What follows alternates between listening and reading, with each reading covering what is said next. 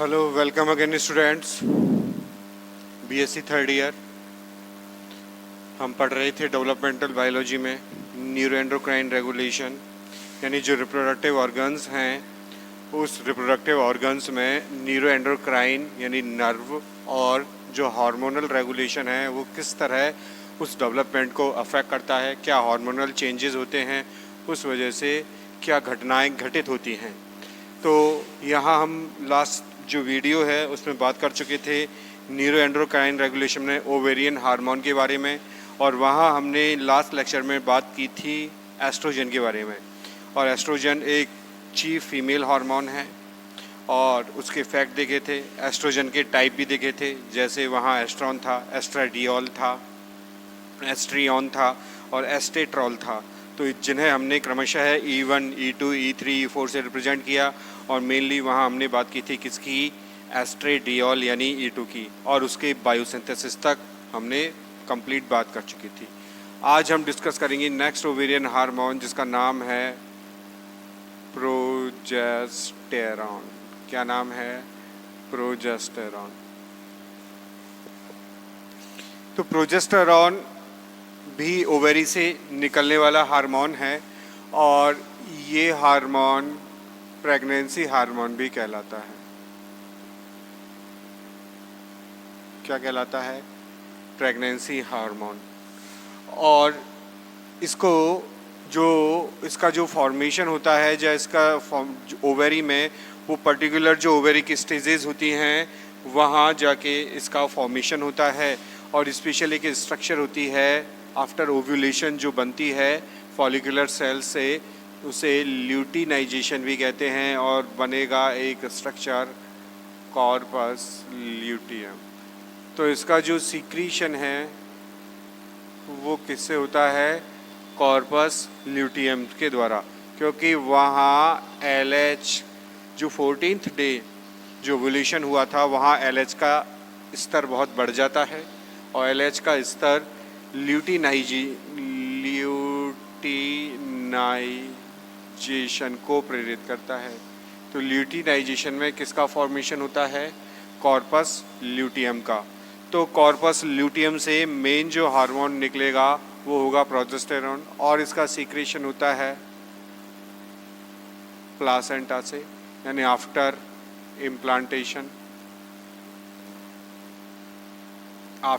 Implantation जो placenta बनेगा उससे भी इसका कुछ अमाउंट सीक्रेट होता है। और यहाँ फाइनली एक स्ट्रक्चर और है जिसका नाम है एड्रीनल कॉर्टेक्स। वहाँ वो स्टीरॉइड कॉर्टिकॉइड प्रकृति के हार्मोन होते हैं, हमने पढ़ा भी है। एड्रीनल में ग्लूकोकॉर्टिकॉइड, गोनेडोकॉर्टिकॉइड्स जैसे हार्मोन होते हैं, मिनरलोकॉर्टिकॉइड्स। तो कॉर्टिकॉइड गोनेडोकॉर्टिकॉइड हार्मोन्स हैं, तो गोनेड से रिलीज़ हो रहा है, तो एड्रीनल कॉर्टेक्स भी इस पर अपना रेगुलेशन रखता है, जिसे एड्रीनल कॉर्टेक्स ये प्रोजेस्टेरॉन हार्मोन को सीक्रेट करता है। अगर हम आगे बात करें इससे ही प्रोजेस्टेरॉन की, तो प्रोजेस्टेरॉन जो होता है उसे प्रेगनेंसी हार्मोन कहते हैं, क्योंकि ये जो यूटेराइन वॉल है उस यूटेराइन वॉल को में क्या करता है, स्ट्रेटम बेसेलिस पर स्ट्रेटम फंक्शनलिस का मेंटेनेंस रखता है, उसे बनाए रखता है, मेंटेनेंस। और मेंटेनेंस रखने के वजह से ही यहाँ इम्प्लांटेशन का प्रोसेस कंप्लीट हो पाता है, इम्प्लांटेशन का। दूसरी बात करें, ये एक स्टीरॉइड नेचर का हार्मोन है, और इस स्टीरॉइड नेचर के हार्मोन होने के कारण यहाँ जो कार्बन चेन होती है वो 21 कार्बन कंपाउंड की एक चेन होती है। जो बात करूँ तो ये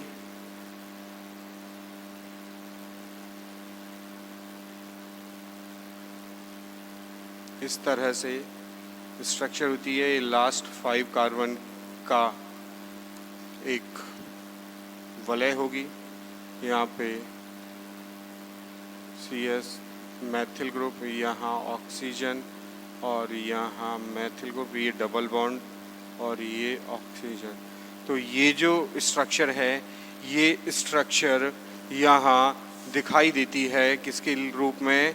हमें प्रोजेस्टेरॉन के रूप में। आगे बात करते हैं हम प्रोजेस्टेरॉन की रोल के बारे में, इसकी भूमिका, रोल्स। तो सबसे पहले इसका रोल होता है यूटेरस पर। तो यूटेरस पर जैसे मैंने बात ही की थी, यूटेराइन वॉल को थिक कर देता है, यूटेराइन वॉल को काफ़ी थिक कर देगा। ये हाईली वेस्क्यूलराइज्ड होने के बाद यहाँ फैट का डिपोजिशन भी होने लगता है। अब जब ये फैट का डिपोजिशन हो जाएगा तो क्या होगा? ये फैट जो डेवलपिंग जो एम्ब्रियो है उसको नरिशमेंट प्रोवाइड करेगा। इसके साथ ही फैट के डिपोजिशन के साथ यूटेरस में यहाँ म्यूकस का सिक्रीशन भी होता है और वो म्यूकस इम्प्लांटेशन में यानी रोपण में भी मदद करता है। इम्प्लांटेशन होता है जो एम्ब्रियो का ब्लास्टुला स्टेज के ड्यूरिंग, वहाँ इसका रोपण में भी ये मदद करेगा। तो जो यूटेरस है वो यूटेराइन वॉल को thick, highly vascularised connective tissue को यहाँ एक्यूमुलेट करेगा, फैट का डिपोजिशन होगा और म्यूकस सीक्रेशन होगा। दूसरी बात करें हम यहाँ मेमरी ग्लैंड्स में,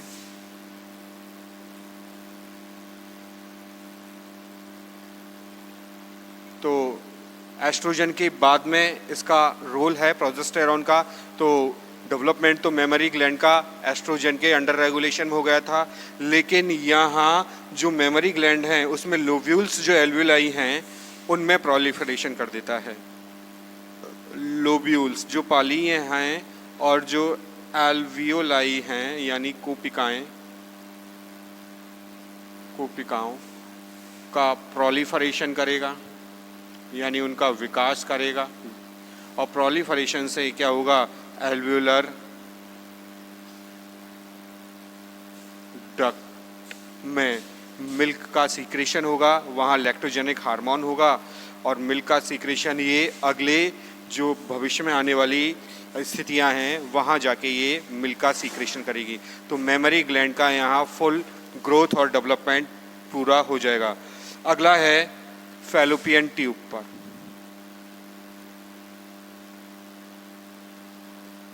तो फैलोपियन ट्यूब के बारे में तो जनरली सभी जानते हैं कि भाई जो फैलोपियन ट्यूब है वो साइट ऑफ फर्टिलाइजेशन साइट है।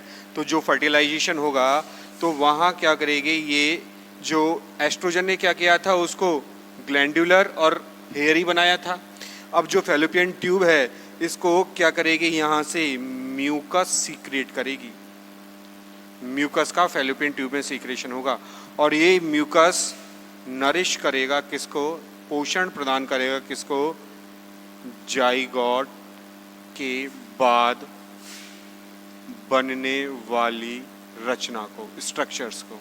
जो जाइगोट के बाद जो बनने वाली रचना है तो डेफिनेटली क्लीवेज के थ्रू वहाँ ब्लास्टुलेशन का प्रोसेस होगा। तो ब्लास्टुलेशन के प्रोसेस से ठीक पहले और जाइगोट के प्रोसेस के ठीक बाद जो भी स्टेजेस होंगी वो इम्प्लांटेशन होगा। तो प्लासेंटा के थ्रू वो यूटेरिन वाइल पे अटैच होगा। तो उस ड्यूरिंग उसको क्या आवश्यक पोषक पदार्थ प्रदान करती है, नरिश करती है। कौन? Fallopian tube. किसके माध्यम से? म्यूकस सीक्रेशन के माध्यम से। तो इस तरह से जो प्रोजेस्टेरॉन है इसका ये रोल है। अगला रोल है जो फॉलिक्यूलर सेल्स हैं, फॉलिक्यूलर सेल्स, उन फॉलिक्यूलर सेल्स के डेवलपमेंट को रोकता है, इनहिबिट करता है।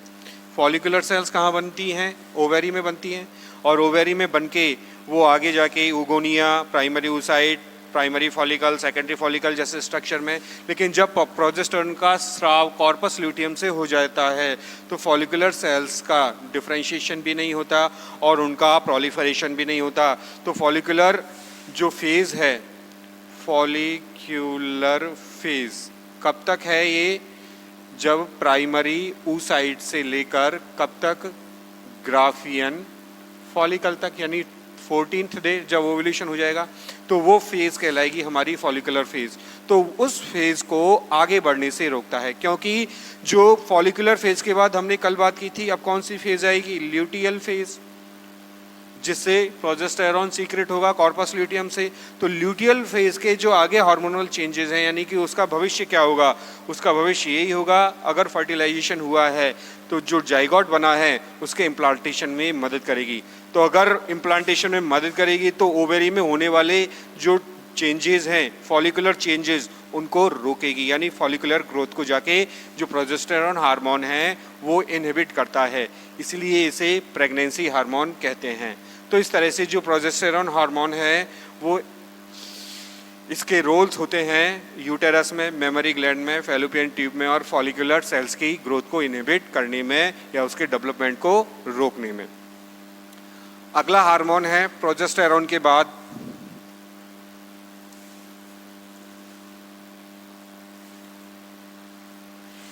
रिलैक्सिन। नाम हम सब पहले सुन चुके हैं, रिलैक्सिन। रिलैक्सिन क्या होता है?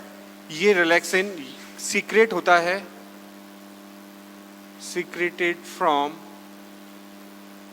प्लासेंटा, यूटेरस, और ये भी लिपिड नेचर का हार्मोन है, lipid nature, sorry steroid nature का हार्मोन है, स्टीरॉयड नेचर। और ये क्या होता है? वाटर में डिसॉल्व हो जाता है इजीली। और ये हार्मोन पार्ट्यूरेशन के ड्यूरिंग, पार्ट्यूरेशन यानी प्रसव के ड्यूरिंग क्या करता है? प्रसव के ड्यूरिंग जो हिप बोन की जो जॉइंट है जिसे कहते हैं प्यूबिस सिम्फाइसिस, उनको वाइडर बनाता है। क्या बनाता है? वाइडर बनाता है। प्यूबिस सिम्फाइसिस क्या है? जैसे आपने स्ट्रक्चर पढ़ा भी होगा छोटी क्लासों में, इस तरह का, ये एक हिप बोन, ये दूसरी हिप बोन। तो ये जो जॉइंट है ये इमोबाइल जॉइंट होते हैं, इमोबाइल जॉइंट। तो इस जॉइंट को क्या करता है? ये चौड़ा बनाता है, वाइडर बनाता है, जिससे जो बर्थ कैनाल है, बर्थ कैनाल जो रिप्रोडक्टिव ट्रैक्ट का वेजाइना वाला जो पोर्शन है वो भी कैसा हो जाता है? चौड़ा, जिससे जो लेबर पेन होता है वो लेबर पेन कम हो जाता है। तो लेबर पेन को कम करने के लिए रिलैक्सिन हार्मोन पार्ट्यूरेशन के ड्यूरिंग प्यूबिस सिम्फाइसिस को वाइडर बना देता है, जिससे बर्थ कैनाल भी काफ़ी चौड़ी हो जाती है और जो प्रसव पीड़ा है, लेबर पेन है, वो कम हो जाता है। और इस तरह से ये जो रिलैक्सिन हार्मोन है शिशु जन्म को सुगम बनाता है। तो जो बर्थ है वो इस तरह के 1 by 1 हार्मोनल चेंजेस के थ्रू ये बर्थ कंप्लीट हो जाता है। ओवेरिन हार्मोन में एस्ट्रोजन के बाद प्रोजेस्टेरॉन, रिलैक्सिन। अगला हार्मोन है यहाँ पे 4th कैटेगरी, एंड्रोजन्स। अगली कैटेगरी है यहाँ पे एंड्रोजन्स। तो एंड्रोजन का मतलब मेल करैक्टर को रेगुलेट करने वाले हार्मोन, लेकिन ये इनका कंसंट्रेशन काफ़ी कम होता है, इसलिए जो पुरुष के लक्षण हैं या नर लक्षण, मस्कुलाइन करैक्टर विकसित नहीं होते। और जो मेल हार्मोन है, मेल हार्मोन जैसे टेस्टोस्टेरोन, ये मेल हार्मोन अपने अपरिपक्व या प्रीकर्सर फॉर्म में देखने को मिलता है, प्रीकर्सर पूर्वगामी रूप में देखने को मिलता है। तो इसकी एक्टिविटी होती नहीं है। तो एंड्रोजन यानी ओवेरी में एंड्रोजन का भी एक ग्रुप पाया जाता है। ये एंड्रोजन टेस्टोस्टेरोन का एक पूर्ववर्ती यानी प्रीकर्सर फॉर्म होते हैं, जिसकी वजह से मादा लक्षणों पर कोई विशेष प्रभाव नहीं पड़ता, इसलिए नर लक्षण विकसित नहीं हो पाती। क्यों? इनकी कंसंट्रेशन भी कम होती है और इनका एक्चुअल फॉर्म भी नहीं पाया जाता। तो इस तरह से जो ओवेरियन हार्मोन हैं वो ओवेरियन हार्मोन क्या करते हैं, इस तरह कैरेक्टर्स और सारी एक्टिविटीज़ को रेगुलेट करते हैं। आगे बात करें हम हार्मोनल कंट्रोल की। हार्मोनल कंट्रोल की ओवेरी में। तो ओवेरी क्या है? ओवेरी गोनेड है, गोनेड्स, टेस्टिस भी गोनेड है, तो ये फीमेल गोनेड है। तो यहाँ गोनेडोट्रोपिन रिलीजिंग हार्मोन किससे सीक्रेट हो रहा है? ये आ रहा है किससे? फ्रॉम हाइपोथैलेमस से। तो हाइपोथैलेमस को सुप्रीम कमांडर कहते हैं एंडोक्राइन ग्लैंड का, जो डायरेक्टली सभी पे कंट्रोल रखता है। किसके थ्रू? पिट्यूटरी ग्लैंड के थ्रू। तो जो GnRH है, गोनेडोट्रोपिन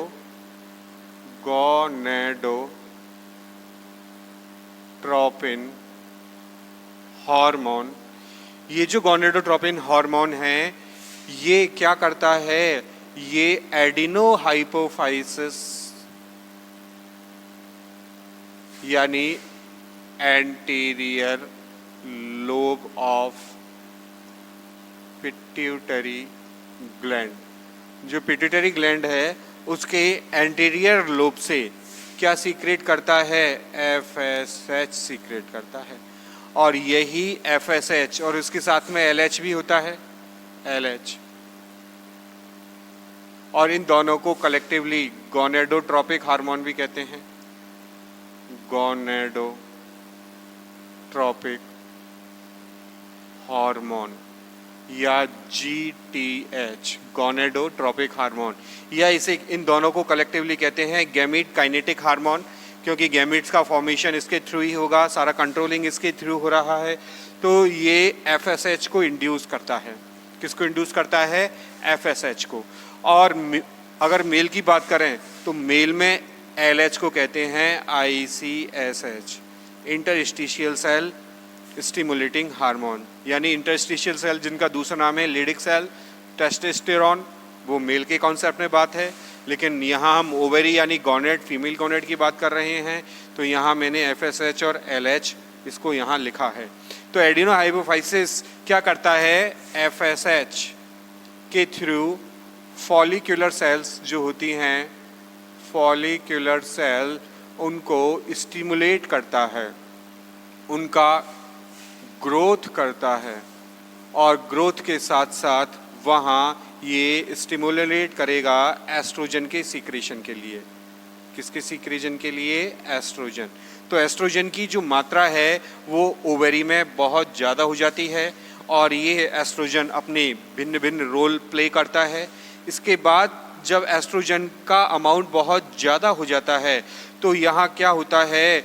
यहाँ एस्ट्रोजन का अमाउंट अगर ज़्यादा हो गया तो यहाँ नेगेटिव फीडबैक जाता है किसको? HP यानी हाइपोथैलेमस को। और हाइपोथैलेमस क्या करता है? यहाँ LH का सीक्रेशन बढ़ा देता है, और जब LH का अगर सीक्रेशन बढ़ जाएगा तो FSH का लेवल डाउन होगा और एस्ट्रोजन का लेवल भी कम होगा। तो जब LH का लेवल बहुत एकदम अपेक्स पे पहुंच जाता है तो क्या होता है? यहाँ 14th डे कौन सा प्रोसेस होता है? ओव्यूलेशन का प्रोसेस होता है। तो 14th डे पर ओव्यूलेशन का प्रोसेस होगा और यहाँ ल्यूटियल फेज डेवलप हो जाती है, और ल्यूटियल फेज डेवलप होके आफ्टर ओव्यूलेशन ल्यूटिनाइजेशन हो जाता है और Cl कार्पस ल्यूटियम से प्रोजेस्टेरॉन सीक्रेट होता है, जो आगे हार्मोनल चेंज द्वारा डिफरेंट प्रोसेस को कंट्रोल करता है।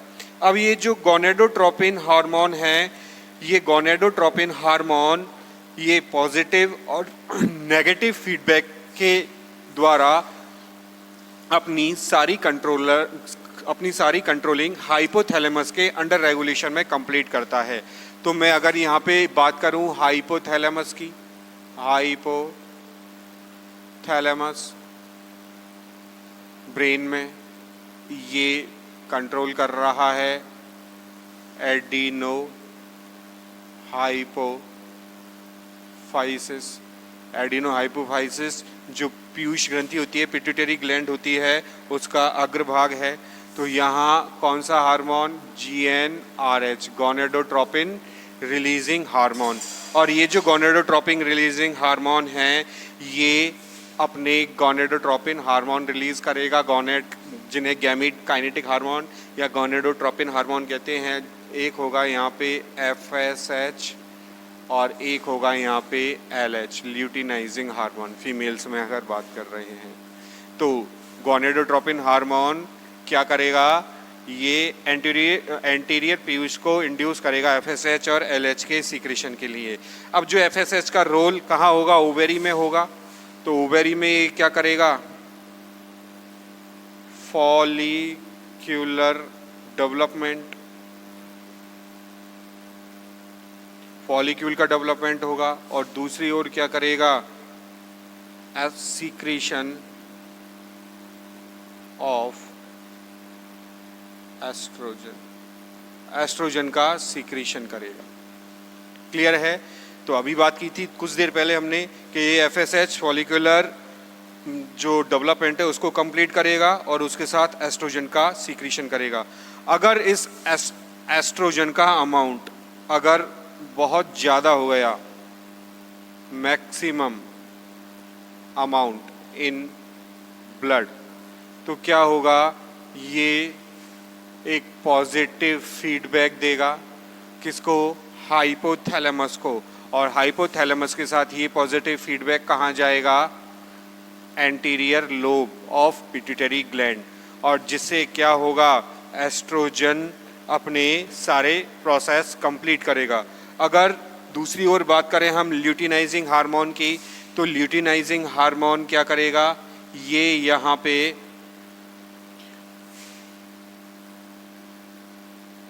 कॉर्पस ल्यूटियम का डेवलपमेंट करेगा। क्या करेगा, कॉर्पस ल्यूटियम का डेवलपमेंट करेगा। कॉर्पस ल्यूटियम से प्रोजेस्टेरॉन का स्राव करेगा, सीक्रेशन ऑफ प्रोजेस्टेरॉन।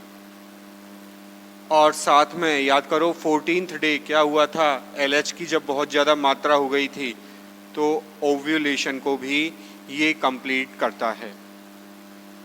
ओव्यूलेशन को क्या करेगा, complete.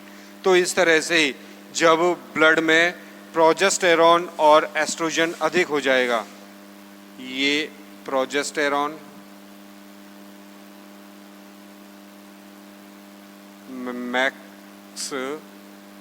maximum level of progesterone and estrogen in blood, तो क्या होगा, यहाँ नेगेटिव फीडबैक जाएगा। कौन सा, ऋणात्मक पुनर्भरण, नेगेटिव फीडबैक। और नेगेटिव फीडबैक से क्या होगा, जो हाइपोथैलेमस होगा वो GnRH के थ्रू LH के सीक्रेशन को क्या कर देगा, कम कर देगा। और कम करने के बाद क्या होगा, यहाँ पे ये जो प्रोसेस है वो प्रोसेस आगे नहीं बढ़ेगी। और नेक्स्ट जो प्रोसेस है वो साइकिल के फॉर्म में, मेंस्ट्रुअल साइकिल के फॉर्म में स्टार्ट हो जाएगी। तो इस तरह से जो हाइपोथैलेमस है वो नेगेटिव फीडबैक और पॉजिटिव फीडबैक एस्ट्रोजन और प्रोजेस्टेरॉन के थ्रू अपना कंट्रोलिंग रखता है। अब यहाँ क्या होगा, जब प्रोजेस्टेरॉन सीक्रेट होगा, यानी आफ्टर ओव्यूलेशन,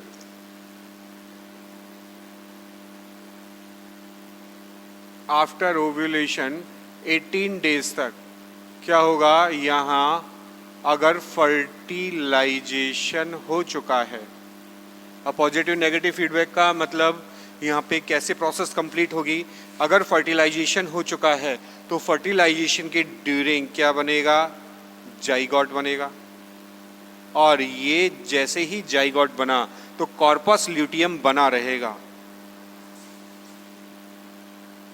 कॉर्पस ल्यूटियम, और कॉर्पस ल्यूटियम बना रहेगा और उसके साथ प्रोजेस्टेरॉन क्या करेगा, इसके इम्प्लांटेशन से लेकर टिल बर्थ तक इस स्ट्रक्चर का प्रॉपर ग्रोथ होगा, और ग्रोथ होने के बाद क्या होगा, इसका बर्थ हो जाएगा। और जो प्रोजेस्टेरॉन हार्मोन है वो मेंटेन किसको कर रहा है, प्रेगनेंसी पीरियड को, या जिसे गेस्टेशन पीरियड भी कहते हैं। क्या कहते हैं, गेस्टेशन पीरियड भी कहते हैं। तो अगर फर्टिलाइजेशन हो रहा है तो कॉर्पस ल्यूटियम इंटैक्ट बना रहेगा, किसी प्रकार का यहाँ डीजनरेशन नहीं होगा। और रेगुलर प्रोजेस्टेरॉन का रोल क्या है कि जो यूटेराइन वॉल है उसको फूट होगी, उसको रिपेयर करेगा, उसकी मरम्मत करेगा। यानी इम्प्लांटेशन के बाद जो भी एम्ब्रियोनिक डेवलपमेंट हो रहे हैं, यानी भ्रूण के, एम्ब्रियो के, कब तक, न्यूबॉर्न बेबी तक, उस सारी प्रोसेस को ये कंप्लीट करेगा। अगर फर्टिलाइजेशन एब्सेंट है तो 18 डेज के बाद, आफ्टर 18 डेज के बाद जो अब हमारा हाइपोथैलेमस है, इस हाइपोथैलेमस को नेगेटिव फीडबैक जाता है। तो नेगेटिव फीडबैक जाता है तो FSH RF के लेवल को तो बढ़ाया जाएगा और LH RF के लेवल को कम किया जाएगा, मैक्स लेवल, और इसका लेवल मिनिमम लेवल हो जाएगा। वापस कह रहा हूँ मैं, अगर फर्टिलाइजेशन नहीं हो रहा है यानी जाइगोट नहीं बना है तो क्या होगा, जो LH सीक्रेट हो रहा था, LH क्या बना रहा था, सीक्रेट हो गया कॉर्पस ल्यूटियम, और कॉर्पस ल्यूटियम प्रोजेस्टेरॉन का स्राव कर रहा था। प्रोजेस्टेरॉन प्रेगनेंसी हार्मोन है, अब प्रेगनेंसी है ही नहीं, क्या फर्टिलाइजेशन नहीं हुआ तो प्रोजेस्टेरॉन का कोई रोल ही नहीं है। तो प्रोजेस्टेरॉन का रोल किसकी वजह से था, LH की वजह से था। हमने LH की वजह से देखा प्रोजेस्टेरॉन। तो ये LH जो रिलीजिंग फैक्टर हैं, जो LH को रिलीज कर रहे हैं, उसका लेवल कम हो जाएगा। क्यों, हाइपोथैलेमस को नेगेटिव फीडबैक गया है। तो नेगेटिव फीडबैक जाएगा तो हाइपोथैलेमस FSH RF का लेवल धीरे धीरे इंक्रीज करेगा। और FSH किस फेज को लाएगा वापस, फॉलिक्यूलर फेज को लाएगा। और फॉलिक्यूलर फेज में वही ओगोनियल मदर सेल और प्राइमरी oocyte, प्राइमरी फॉलिकल और ग्राफिन फॉली तक वो फेज वापस चालू होगा। तो धीरे धीरे यहाँ इसका लेवल बढ़ाया जाएगा। अगर LH का लेवल कम हो गया तो जो कॉर्पस ल्यूटियम है वो कॉर्पस ल्यूटियम धीरे धीरे विघटित होने लगेगा, डीजनरेट होने लगेगा। और डीजनरेट होके ये जो कॉर्पस ल्यूटियम है विघटित हो जाएगा, और डीजनरेट होके कॉर्पस एल्बिकेंस में तब्दील हो जाएगा, परिवर्तित हो जाएगा। और ये किसी हार्मोन का स्राव नहीं करेगा, नो हार्मोन। और हार्मोन का स्राव नहीं करेगा तो कॉर्पस ल्यूटियम प्रोजेस्टेरॉन का स्राव कर रहा था, तो हार्मोनल स्राव यहाँ है नहीं। तो क्या होगा, कॉर्पस ल्यूटियम जो प्रोजेस्टेरॉन की एब्सेंस में जो यूटेराइन जो वॉल थी उसको मेंटेन करके रख रहा था, उसकी प्रॉपर रिपेयरिंग कर रहा था, तो वो धीरे धीरे डिग्रेड होगी। Nerve fibre, muscle, plasma, blood, ये धीरे धीरे डिग्रेड होके ब्लड के साथ डिस्चार्ज हो जाएगी और वापस फॉलिकुलर फेज, FSH हार्मोन है जो फॉलिकुलर डेवलपमेंट को प्रेरित कर रहा है, वही वो फेज चालू हो जाएगी। तो इस तरह से जो न्यूरो एंडोक्राइन रेगुलेशन है, हार्मोनल रेगुलेशन है, वो फीमेल के अंदर दिखाई देता है। ओवेरियन पर जो गोनेड है और जो कंट्रोलिंग होती है एडिनो हाइपोफाइसिस के थ्रू हाइपोथैलेमस तक। तो आज के लिए इतना ही। Thank you.